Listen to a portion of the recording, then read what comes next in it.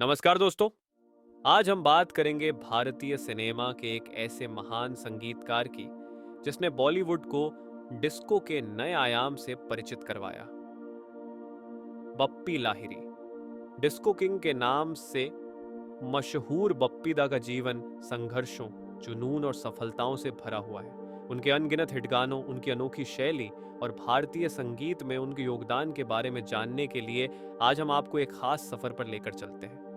बप्पी लाहिरी का जन्म 27 नवंबर 1952 को पश्चिम बंगाल के जलपाईगुड़ी में हुआ था।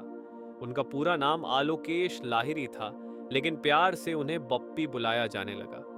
संगीत का माहौल उन्हें परिवार से ही मिला। उनके पिता अपरश लाहिरी एक कुशल बंगाली गायक और संगीतकार थे और उनकी मां बंसुरी लाहिरी एक शास्त्रीय गायिका थी। परिवार में संगीत का इतना गहरा प्रभाव था कि बप्पी दा का झुकाव भी उसी ओर हुआ। बचपन में ही उन्होंने तबला बजाना सीख लिया था और किशोरावस्था तक वे संगीत में गहरी रुचि लेने लगे थे। माता पिता की प्रेरणा और खुद की मेहनत से उन्होंने कम उम्र में ही संगीत की दुनिया में कदम रख दिया था। बप्पी लाहिरी ने 1973 में फिल्म नन्हा शिकारी के साथ बॉलीवुड में कदम रखा, लेकिन असली पहचान उन्हें 1975 में आई फिल्म जख्मी से मिली। इस फिल्म के गानों ने उनकी अनोखी शैली का पहला नमूना दर्शकों के सामने रखा। पप्पीदा ने अपनी आवाज, धुनों और संगीत से ऐसा माहौल तैयार किया कि लोग उनके संगीत में डूब गए। 70 के दशक के अंत में डिस्को म्यूजिक का दौर शुरू हुआ। इस नए संगीत शैली को बॉलीवुड में लाने का श्रेय बप्पी लाहिरी को जाता है। डिस्को डांसर 19 के गाने I am a disco dancer और जिमी जिमी ने पूरी दुनिया में धूम मचा दी। इस गाने के साथ ही उन्होंने अपने आप को एक नए मुकाम पर पहुंचा दिया। उनका म्यूजिक उन दिनों घर घर में बजा करता था और हर कोई बप्पी दा के गानों का दीवाना हो गया। यह वही समय था जब उन्हें डिस्को किंग का खिताब मिला। बप्पी लाहिरी की एक और खासियत थी उनकी स्टाइल। वे केवल अपने संगीत से ही नहीं बल्कि अपनी अनोखी शख्सियत से भी मशहूर थे। गोल्ड के प्रति उनका लगाव काफी चर्चित था। बप्पी दा अक्सर भारी भरकम सोने की चेन और कंगन पहनते थे। इसके अलावा उनके काले चश्मे और चमकदार कपड़े उनकी पहचान बन गए थे।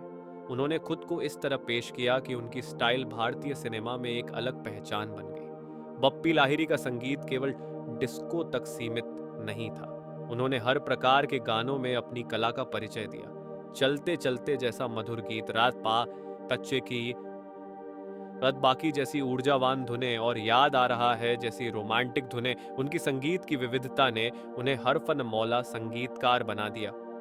उनकी संगीत शैली ने यह साबित कर दिया कि वह केवल डिस्को म्यूजिक तक सीमित नहीं है, बल्कि एक कुशल संगीतकार हैं जो हर तरह की धुन बना सकते हैं। बप्पी लाहिरी का प्रभाव केवल बॉलीवुड तक सीमित नहीं रहा। उनकी धुनों की गूंज रूस, मध्य एशिया और कई अन्य देशों में भी पहुंची। जिमी जिमी गाना तो पूरी दुनिया में इतना मशहूर हुआ कि वह गाना भारतीय संगीत का प्रतीक बन गया। खासकर रूस और चीन में बप्पी लाहिरी के गानों की धूम रही। उनकी धुनों ने भारतीय संगीत को एक नई पहचान दी। कई अंतर्राष्ट्रीय कलाकारों ने भी उनके संगीत की सराहना की और कुछ ने तो उनके गानों से प्रेरणा लेकर खुद की धुनें बनाई। अपने करियर के दौरान बप्पी दा ने नए कलाकारों को भी हमेशा प्रोत्साहित किया। वे नए प्रतिभाओं को मौका देने में विश्वास करते थे। उन्होंने अपने बेटे बप्पा लाहिरी को भी संगीत की ओर प्रेरित किया, जो आज एक संगीतकार हैं और अपने पिता की संगीत विरासत को आगे बढ़ा रहे हैं। बप्पी लाहिरी ने अपने बाद के सालों में भी संगीत से नाता नहीं तोड़ा। उन्होंने कई रियलिटी शो में जज की भूमिका निभाई और नए कलाकारों को प्रोत्साहित किया।